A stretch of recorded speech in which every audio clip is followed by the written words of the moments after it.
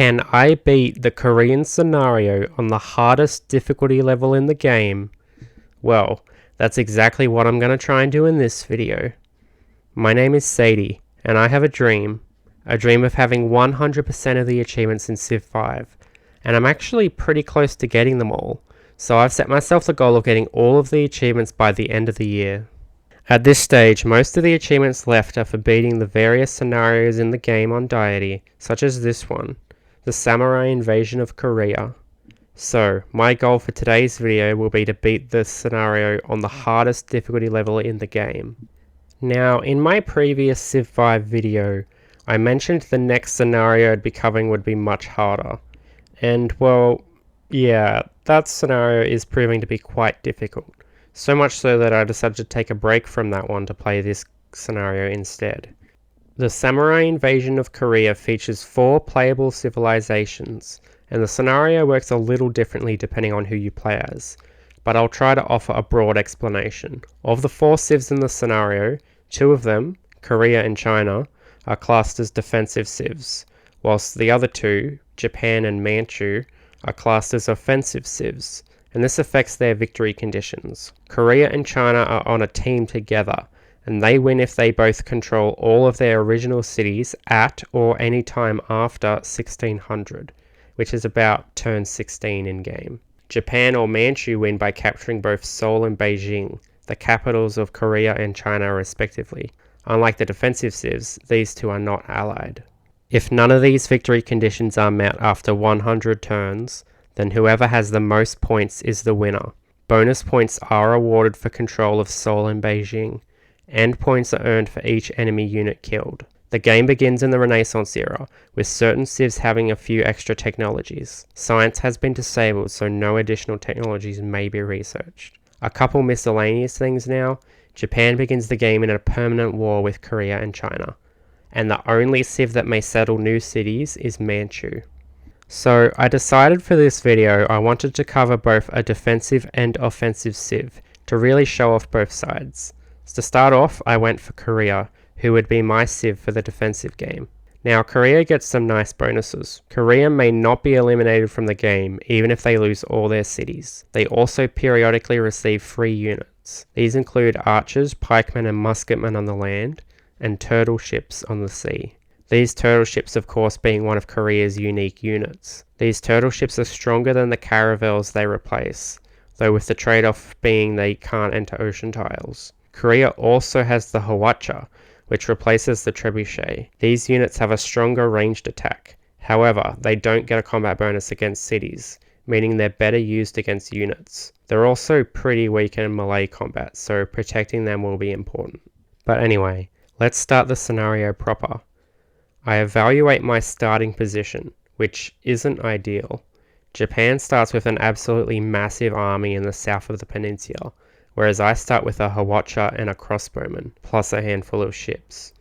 Not exactly a huge army. I decide to go down the honor policy track to boost my military, as well as give myself some extra happiness. Japan easily conquers Busan, which they start the game surrounding.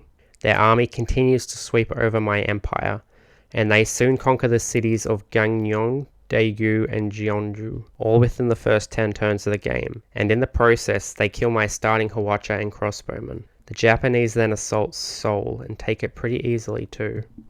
Mokpo falls pretty soon too, but near the city of Haeju I am able to start fighting back and holding off the Japanese onslaught with my turtle ships and a Hwacha, and these Hwachas really do a ton of damage. It's amazing. As more Japanese units cross the river north of Seoul, I purchase a Hwacha to support the 2 I have already built in the defense of my lands. However, I'm careless with my placement and immediately lose one of said units. Also, I think I may as well mention now, but this scenario is based on the base game without the expansions, which means that units have a total health of 10 rather than the 100 that it was changed to in Gods and Kings. This makes combat, well, way more inconsistent. The damage rolls can vary quite a lot, and sometimes an attack that really ought to kill a unit off will leave it alive, or an attack that shouldn't do enough to kill a unit will wipe it out. It's kind of annoying, but I've played enough of these scenarios that I'm getting used to it now. On turn 20, the game gives me some free units, although they're just a little bit surrounded. Don't expect them to last long. Okay, well I also got some turtle ships, which is genuinely quite helpful. But yeah, those land units don't seem particularly useful to me. I hold the Japanese away from Heiju successfully with my bombardments, but now Oda is sending his troops further north to the city of Hamhung, which they reduce to red health after only a single round of attacks, and a turn later they capture it, reducing my city count to 3. My ally China so far hasn't done much except build these wonders, so thanks for helping out. Pyongyang comes under attack, sustaining attacks from trebuchets and a samurai, reducing it to yellow health. But I've now built up enough forces to be able to fight off these attackers. Now this has been happening a lot, but I keep getting this pop-up about Japanese reinforcements. I genuinely have no idea what this is about. Is Japan receiving free units? Maybe. It's unclear to me. I get more reinforcements and, well, I just feel bad for these guys. They've got no chance of getting out of here alive. So the next few turns pass, but not much is really changing. Japan keeps sending troops to attack me and I keep fending them off. I'm starting to produce more troops now, which is helping, and I have a sizable fleet of turtle ships. But Japan just has so many musketmen and samurai. And then Manchuria decides to declare war on me. Yay. Their units start to approach from the north, closing in on the city of Uju. Now, Manchu is basically just the Mongols. They have banner cavalry as their unique unit, which are just a renamed Kashik. Finally, my ally decides to actually do something, and sends troops towards Uju to attack Manchu. It only took nearly 40 turns for my ally to actually help me out. I soon decide to switch my cities to a production focus, my thinking being that production will be the most important for me as I can get more units out quicker. The Chinese fight off the Manchu units near Uju, and soon they make peace with them, so that war didn't last very long. And with my growing army and navy, I'm able to start approaching Seoul as I prepare to retake my capital and begin the restoration of my Korean Empire. The Japanese are constantly chewing through my melee units, mostly longswordsmen and musketmen. I'm using them on the front lines to guard my ranged units, and they don't often last very long. Yet they are cheap to both produce and purchase, and I am managing to keep my ranged units around for a bit longer now. And I even have a Hwacha with the logistics promotion at this stage, which is really good. As I continue to press the attack on Seoul, it seems Japan has launched a naval invasion against one of China's cities. This is annoying, mostly because it means I have to watch them fight each other, which just makes the enemy turn take longer. I don't actually care about China. They've barely done anything this entire game. My bombardments reduce Seoul to yellow health, and I'm able to do plenty of damage thanks to my cannon, Hwachas, and turtle ships. And on turn 49, I'm able to liberate my capital and retake the city of Seoul. Elsewhere, China continues to clash with the Japanese at the city of Liangyugang, but the Japanese prove too powerful for my ally and they capture the city. Sucks to suck, I guess.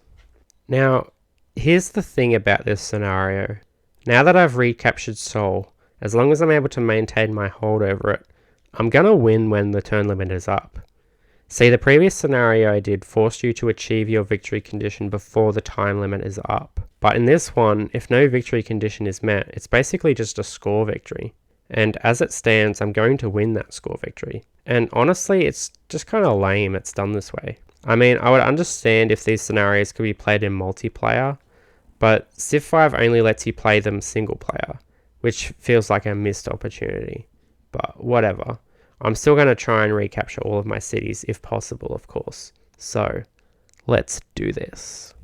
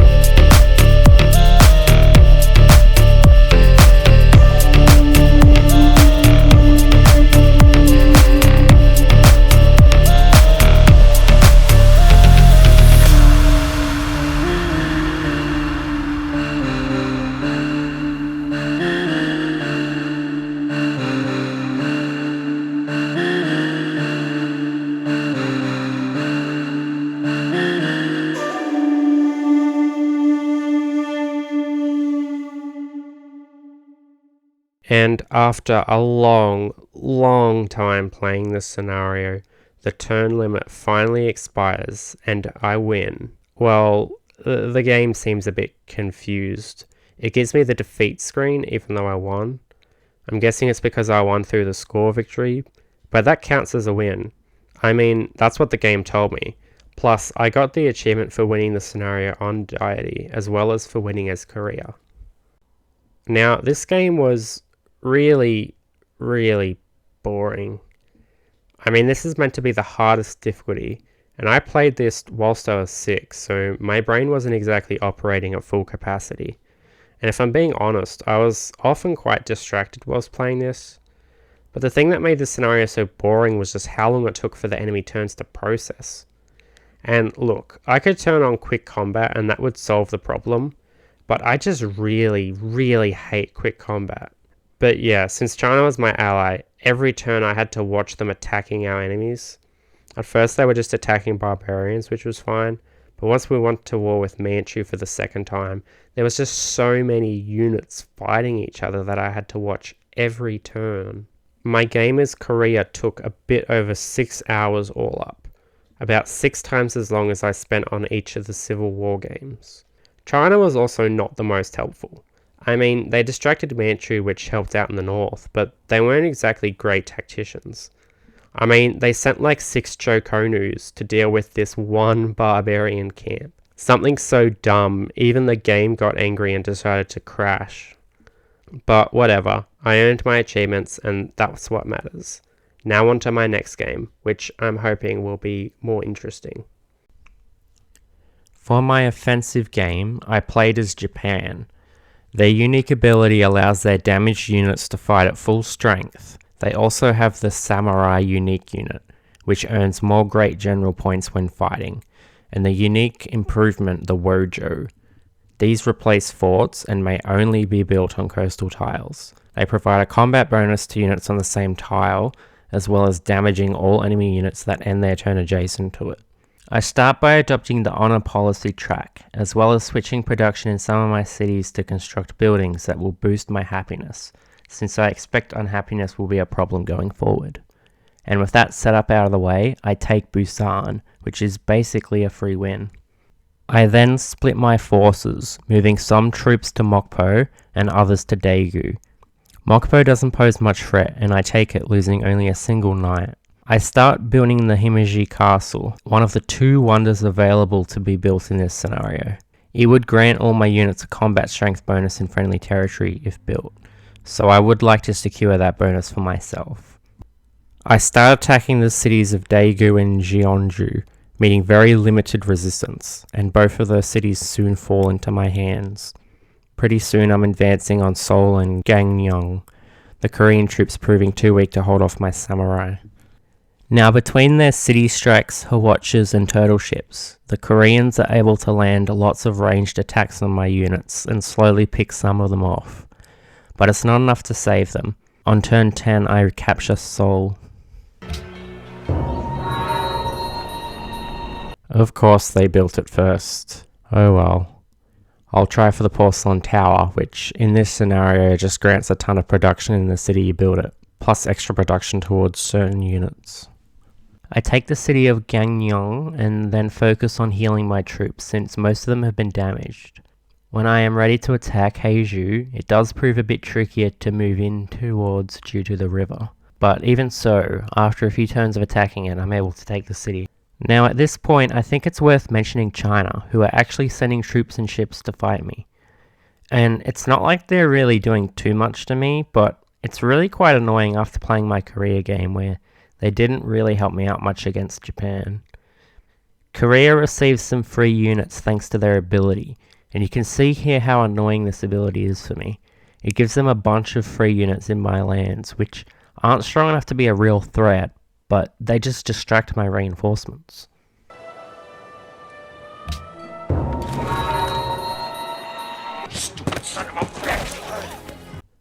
I besiege Pyongyang and take it without much hassle thanks to all my trebuchets, but by now my momentum is starting to wane. I've lost a lot of troops by this stage, And the further I advance, the longer it takes for newly trained units to reach the front lines. The enemy is starting to deploy more units as well, and by enemy I mean China. You can see here they've even sent a bunch of troops on a naval invasion of Nagasaki, prompting me to spend gold to purchase a unit there. And they actually do some decent damage to the city. I was genuinely worried I'd lose the city, but I redirect one of my new musketmen over to the area and managed to finish off the Chinese troops here. Pretty soon I approach the city of Hamhung, though the rough terrain makes this a slow advance. I lose a couple units during the attack, but I'm then able to capture the city, leaving Korea with one last city remaining. I get another social policy, and I decide to go down the commerce policy track since I can use gold to purchase new units. And you can see how annoying these Korean archers are. They have the ability to retreat from melee attacks, and it's quite irritating. I begin to attack Korea's last city, but meanwhile the Chinese are invading me once again, with a sizable force near Seoul and a smaller force passing by Mokpo. I bring Uju down to red health. Meanwhile, I begin to fend off the Chinese invaders. And though I don't think they're strong enough to take my cities, it is annoying as every soldier I'm using to defend is one fewer on the front lines. The Chinese-Korean alliance declares war on Manchu, although there's a weird visual bug that happens when they do so, and the symbol shown is actually my symbol. Not sure what that's about. Uju falls to my might, and there you go. By turn 31, I've completely conquered Korea. Now, of course, thanks to their ability, they stick around, and will continually get 3 units within my lands to fight me with. But that should hopefully not be a big deal. Now, something really bizarre happens here. Okay, so after conquering Korea, I had saved the game, and I came back to play more later. Now, this is normal behavior for me. I usually try to keep each recording session to about an hour and a half at most, so I played this scenario across multiple sessions. Now, when I saved the game, my happiness was positive 12, okay? But you see, when I load up my save, my happiness is now negative 122. And at the time, I had no idea what happened. I mean, the game clearly broke somewhere along the lines, but I wasn't sure how or why. Now, you can see most of that unhappiness is coming from occupied cities, and looking back at the footage during my first play session, you can see here that whenever I capture a city, I don't get the usual pop-up that asks you whether you'd like to either annex or puppet the city. But I actually do get that pop-up in a later session after capturing a city. So I think what's happened is that for whatever reason, the game bugged and wasn't giving me the annex or puppet decision. And since I never got that decision, it never actually applied the unhappiness I was meant to be getting from those occupied cities. But then when I loaded back in, it applied that unhappiness as it should have been, giving me this absolutely massive number. And see, the thing is, it wasn't until after all was said and done that I was really able to understand what was happening. And having reviewed the footage and looking back on it now, I do believe that I was given an unfair advantage for that first session of gameplay. I mean, when you get an unhappiness level in the double digits, you get this harsh combat penalty. And that's not to mention the penalties unhappiness gives you to food and production. That would have made conquering Korea a lot more difficult. And see here, I pretty much get stonewalled. Over the entire rest of the game, I'm not able to capture a single new city. That city I mentioned myself capturing earlier was actually Mokpo, which I had to retake when the Chinese liberated the city. And I managed to hold it for a while longer, but they eventually retook it again. Despite this, I managed to hold on to the rest of my cities, though it's tricky. I'm defending from a constant onslaught of Chinese and Manchurian forces, plus those irritating Korean pests that keep spawning in my lands. And the thing is, there's just so many enemy units that I can't kill them fast enough. And even when I make it to a Chinese city, it's too difficult to take thanks to both all the units there, plus the movement penalty from China having the Great Wall Wonder, which they actually start this scenario with. Now, I eventually reach the turn limit, and I actually have enough score that I win, earning the achievement for beating the scenario as Japan. but having reviewed the footage and now having more understanding in regard to the happiness situation, I feel like this was a tainted victory. So, where does that leave me? Well, I'm not quite happy with this one, but I do have other achievements left to get. So I think I'll continue pushing to get the rest of the achievements in the game, and I'll leave this scenario for now. But I do want to redo this Japan game one day down the track, and maybe try to get a proper victory, not just a score victory. So yeah, sorry for the anticlimactic ending, but this one just didn't go to plan at all. At least now I know to be on the lookout for this weird bug. So yeah, that's the Samurai Invasion of Korea scenario completed on Deity. Kind of. I'll be posting the full gameplay for my Korea game on my second channel for anyone who's interested. But anyway, yeah, that's pretty much it for this scenario at the moment. The next one I'm covering is the Mongol scenario. And I'll tell you now, that one is actually quite difficult. And I've still got yet more achievements to unlock. And the end of the year is approaching fast. So if I want to complete my goal of getting all the achievements by the end of the year, I'll really need to hurry. But anyway, that's it for this video. Thank you so much for watching. I hope you enjoyed the video, and I'll see you in the next one. Bye! Why did you make me do this? You're fighting so you can watch everyone around you die! Think, Mark! You'll outlast every fragile, insignificant being on this planet! You'll live to see this world crumble to dust and blow away! Everyone and everything you know will be gone! What will you have after 500 years?